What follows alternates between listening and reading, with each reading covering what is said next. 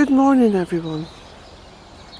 On this beautiful Tuesday morning, the 20th day of February 2018. There's so much spring creeping in here that I'm just going to whisk round and show you some of the beautiful images I want to share with you.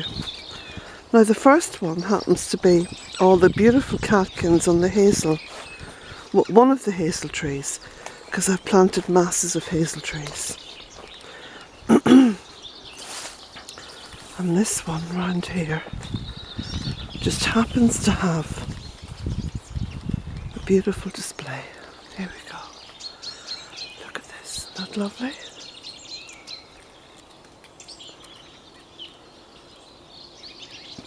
Beautiful.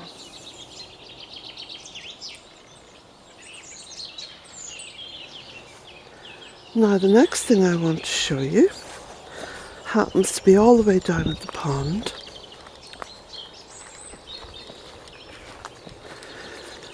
Because not only have we got frogs down there making a lot of noise, we've got our first frog spawn. Oh, and there's some more daffodils coming up over there.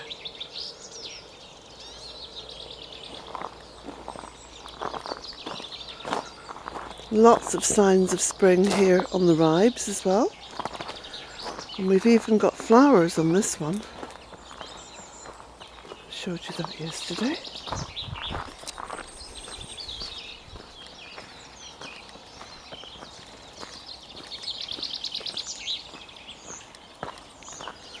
So it is just a beautiful, beautiful morning. This is sun rising.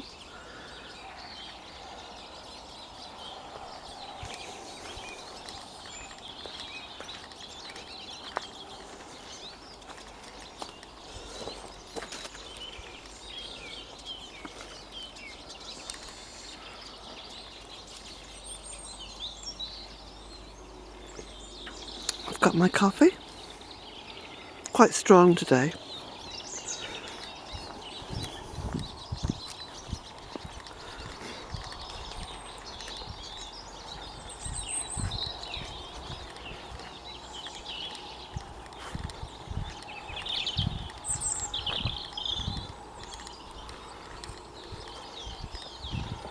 It's quite chilly when you get into the part of the land where there's no sun breaking through.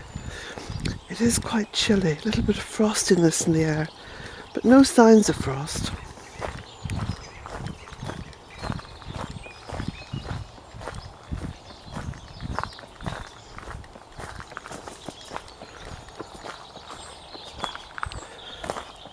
Daffodils peeping out here. Now, let's have a little look.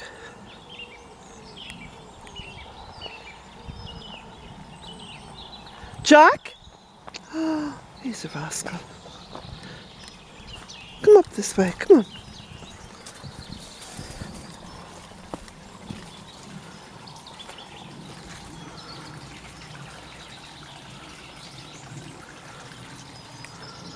Now, look at this.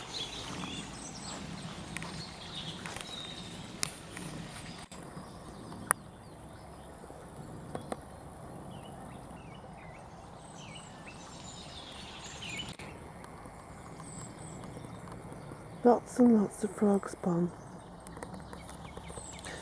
So I'll just cross the stones, the wibbly wobbly stones that is. There we go.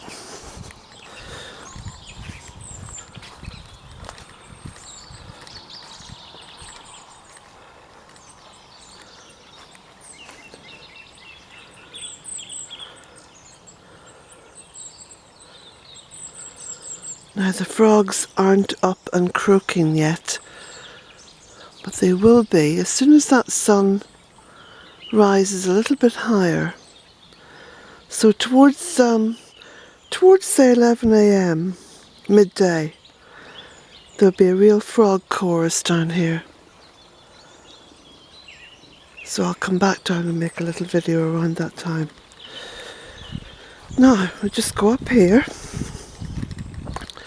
I'll show you some of the work I was engaged in yesterday. So that's just clearing lots and lots of brambles.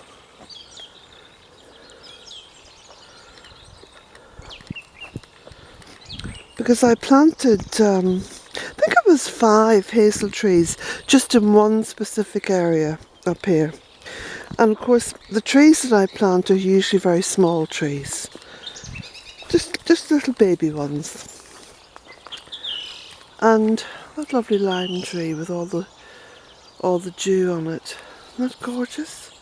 Oh yes, there is a wee bit of frost down here, just over there, look. I knew it felt a little bit frosty. So you can see here all these brambles that have stacked up. And now you can see the hazel trees revealed. So there's 1, 2, 3, 4, 5. And I think that one over there is a birch tree.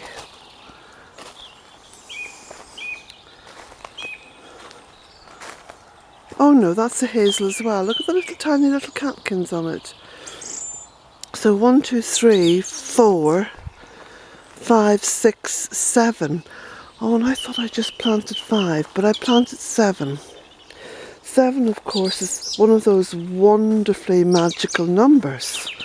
And that's probably why I planted 7. 7 has a very sort of rich and growing energy about it. Anyone who is interested in numerology, because it's a fascinating subject. You know, they say, oh, the power of 3, and 4 is a very interesting number. When I first began the Bealtaine project, for some reason or other, everything that I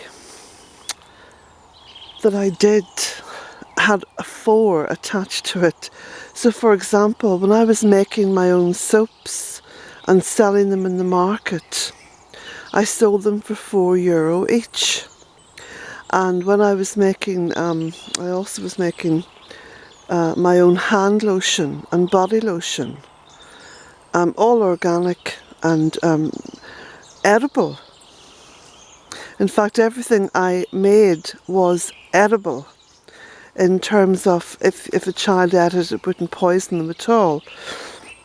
But my little bottles of body lotion were €4, and hand lotion €4. What else did I make? I made candles as well.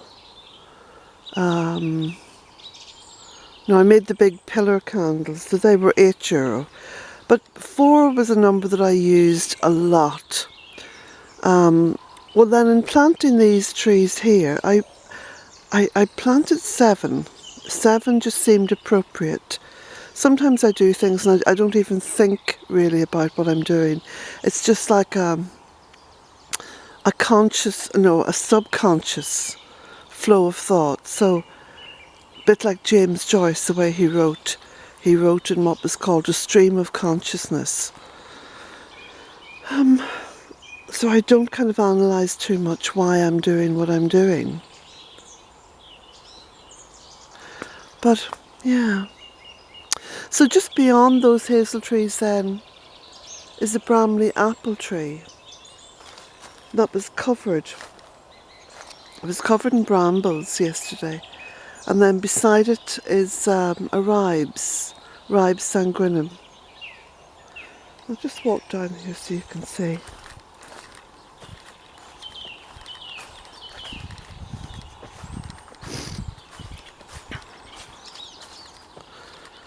Now I've also found, see all these brambles I'm cutting? Now the reason why I've stacked them like that, it's very simple. When you're creating or trying to recreate what Mother Nature does best, which is to create Eden, to create paradise, that's all she wants to do. But when you're trying to help her along and trying to kind of tune in to how she would want it to be, rather than to burn anything. I mean, goodness me, why on earth do people, want to burn all the stuff from their land? The only thing that I would ever burn would be tiny little bits of pernicious weeds. And I mean just tiny bits that I don't want to compost or throw back on the ground. But when it comes to brambles or anything slightly woody, it is wonderful for the life around your land, around any land, to create a little pile like this.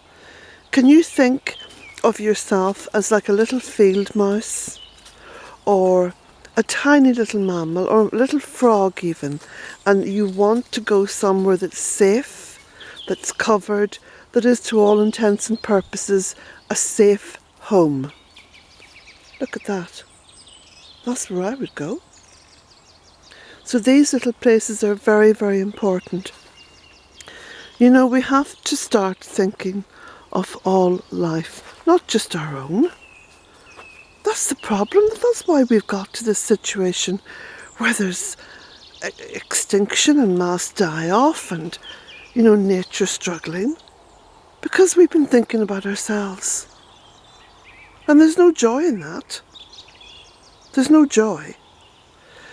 Once we start thinking about her and her needs, in many ways we become children again. And creating a little pile like this is quite childlike, because I can remember reading those books, of Beatrix Potter, for example. And you almost get inside the mind of the little creature that's struggling to survive. And you want to help it create a home. So there you go, look how simple that is. And it will die down gradually over the years and go back into Mother Earth. But in the meantime, it's a little home. It's even got a little thatch in there. So, the last thing I want to show you, look at this. Beautiful little thorn trees. I just planted 2 of them. Oh, about maybe 8 years ago. And they're beautiful. But I just want to share this other, look, he's just across there. I can see him through the trees. Jack! I want to share this beautiful willow with you because it's a very interesting willow, and I've pointed it out before to you. It is, here's a big wet part in the garden. I've got to try to negotiate, and I don't have my wellies on. I've got my Ugg boots on. Oh, let me see, I'll just go through it as quick as I can. Oh dear. There we go. Right, not too much damage done. So this is that beautiful layering willow. Willow normally grows upright. This one here grows out in layers. And don't ask me what's the name of it, because I don't know. It was from stolen cottons. Anyway, isn't it beautiful? Of course, you know why there's so much traffic on the road out there. This is really quite early in the morning. I think it's about 8:30. So people are going to and fro to their little places of work and whatever. Here we go, look at this beautiful willow. And it has this absolutely stunning sort of a pink-hued catkin on it. Isn't that lovely? So there we go. Just wanted to share that with you. Now,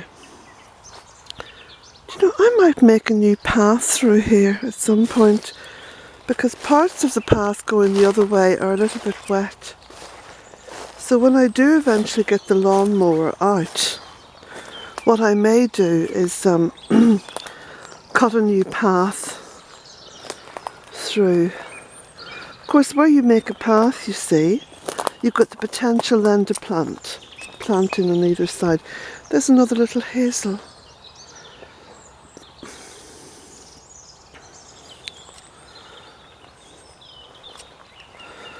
Now, so this is the morning at Bealtaine.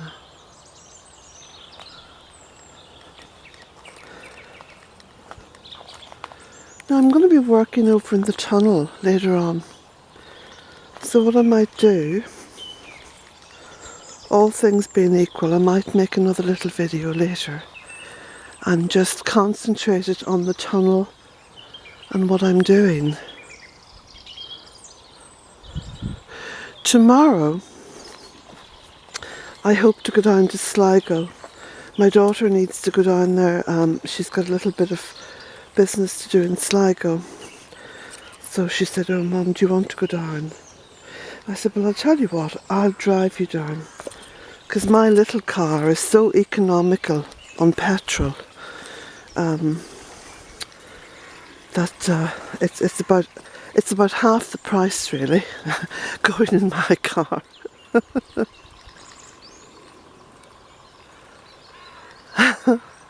Just trying to see where that naughty boy is. Jack? You see, he was sitting down there by the gate. Will you be rascal? Come on, up this way. He can hear a tractor, I think, and he loves tractors. Jack, one of these days I'm going to buy myself a little tractor. Well, it'll be one of these days. Maybe a long time in the future, but you'll be able to hop on the back of it and you'll be the happiest dog, won't you? I'll get a wee trailer for the back of it and you can sit in the trailer. Oh, he'd love that. He'd love that. He says, "Is that a promise, Mum? Is that a promise?" he says.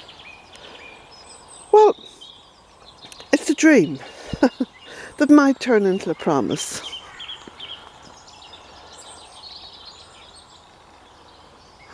There's so much joy in life here this morning. It's beautiful, just beautiful.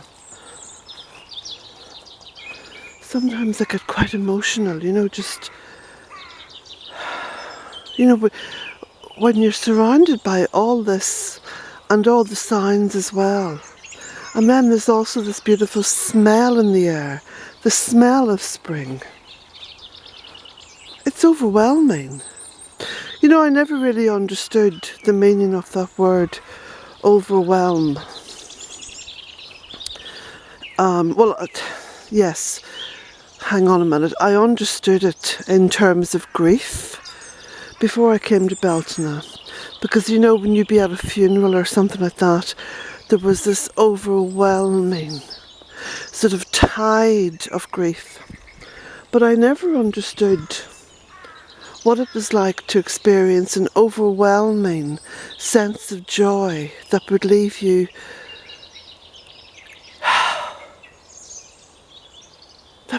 sort of emotionally unstable. Until I came here.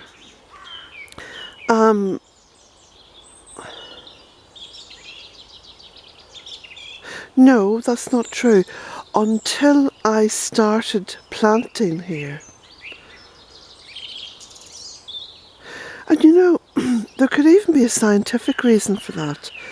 Because scientists are now discovering that when human beings have contact with the actual earth, and I don't mean in these bloody big fields that go on as far as the eye can see that are smothered in chemicals.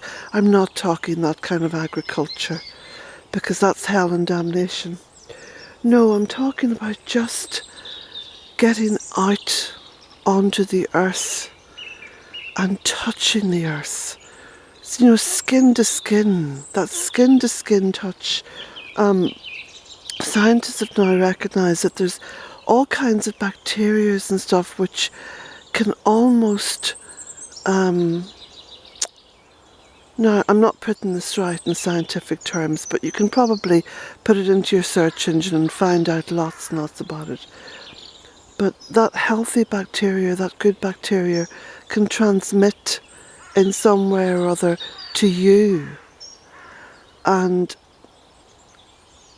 it's so filled with health and incredible energy that it infuses you with it.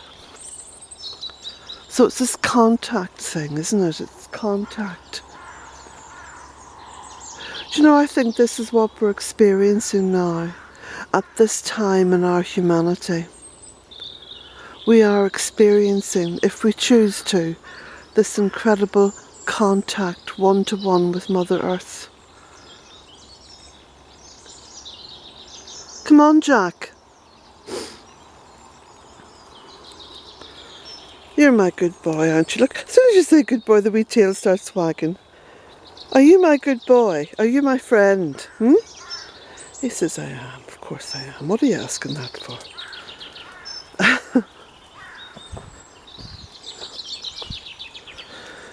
So there we go. My coffee now is starting to go cold. I've been yakking on to myself for ages.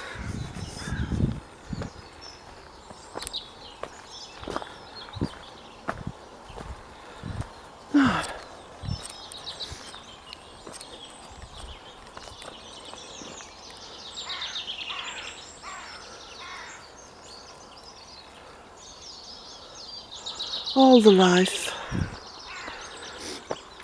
wherever you are today, go out in some form or another. I mean, if it's very cold, go out in the car, or just wrap up really warm and go out, but go out there and make contact with her. Because what's happening now across the world is incredible. You know, a lot of people talk in terms of, oh, you know, the battle, you know, Mother Earth, we've got to fight for her and this and that. No, we don't do that. We don't go out fighting. We enable, we help, we encourage, we love. That's where the real power base is. The powers that be would have us think that, you know, you have to go out there and you have to, you know, stand up to things and fight and all the rest of it and be aggressive. No, you don't. There are times when you have to do that. There are times when you have to draw a line in the sand.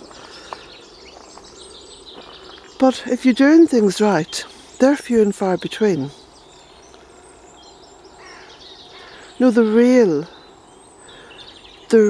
success, the real victory is in helping her, enabling her as much as possible, making contact with her, becoming a part of her, and sharing in the immense joy. That's it. Simple as that. Simple as that.